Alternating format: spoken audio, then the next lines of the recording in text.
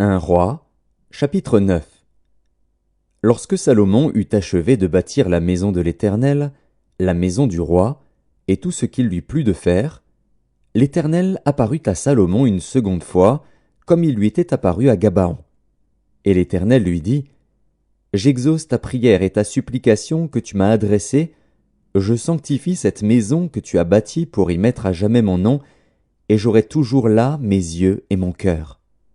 Et toi, si tu marches en ma présence comme a marché David, ton père, avec sincérité de cœur et avec droiture, faisant tout ce que je t'ai commandé, si tu observes mes lois et mes ordonnances, j'établirai pour toujours le trône de ton royaume en Israël, comme je l'ai déclaré à David, ton père, en disant, tu ne manqueras jamais d'un successeur sur le trône d'Israël.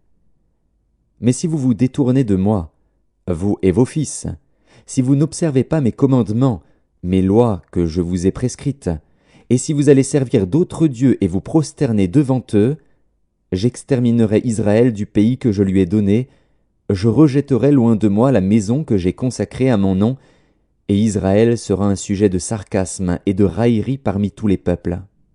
Et si haut placée qu'ait été cette maison, quiconque passera près d'elle sera dans l'étonnement et sifflera.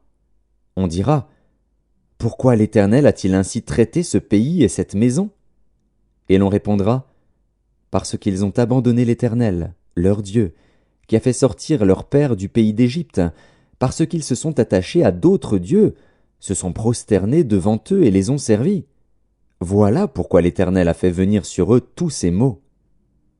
Au bout de 20 ans, Salomon avait bâti les 2 maisons, la maison de l'Éternel et la maison du roi. Alors, comme Hiram, roi de Tyr, avait fourni à Salomon des bois de cèdre et des bois de cyprès, et de l'or, autant qu'il en voulut, le roi Salomon donna à Hiram 20 villes dans le pays de Galilée. Hiram sortit de Tyr pour voir les villes que lui donnait Salomon. Mais elles ne lui plurent point, et il dit, « Quelle ville m'as-tu donnée là, mon frère ?» Et il les appela pays de Kabul, nom qu'elles ont conservé jusqu'à ce jour. Hiram avait envoyé au roi 120 talents d'or.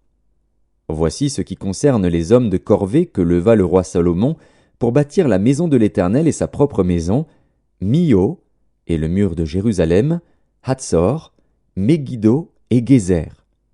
Pharaon, roi d'Égypte, était venu s'emparer de Gézer, l'avait incendié et avait tué les Cananéens qui habitaient dans la ville. Puis il l'avait donnée pour dot à sa fille, femme de Salomon. Et Salomon bâtit Gézer, Beth-Horon la basse, Baalat et Tadmor, au désert dans le pays, toutes les villes servant de magasins et lui appartenant, les villes pour les chars, les villes pour la cavalerie, et tout ce qu'il plut à Salomon de bâtir à Jérusalem, au Liban, et dans tout le pays dont il était le souverain. Tout le peuple qui était resté des Amoréens, des Hétiens, des Phéréziens, des Héviens et des Jébusiens, ne faisant point partie des enfants d'Israël, leurs descendants qui étaient restés après eux dans le pays et que les enfants d'Israël n'avaient pu dévouer par interdit, Salomon les leva comme esclaves de corvée, ce qu'ils ont été jusqu'à ce jour.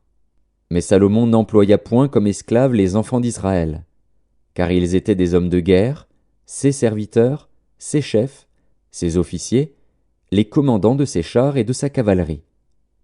Les chefs préposés par Salomon sur les travaux étaient au nombre de 550, chargés de surveiller les ouvriers. La fille de Pharaon monta de la cité de David dans sa maison que Salomon lui avait construite. Ce fut alors qu'il bâtit Mio. Salomon offrit 3 fois dans l'année des holocaustes et des sacrifices d'action de grâce sur l'autel qu'il avait bâti à l'Éternel, et il brûla des parfums sur celui qui était devant l'Éternel. Et il acheva la maison. Le roi Salomon construisit des navires à Etzjon-Guéber, près d'Élot, sur les bords de la mer Rouge, dans le pays d'Édom.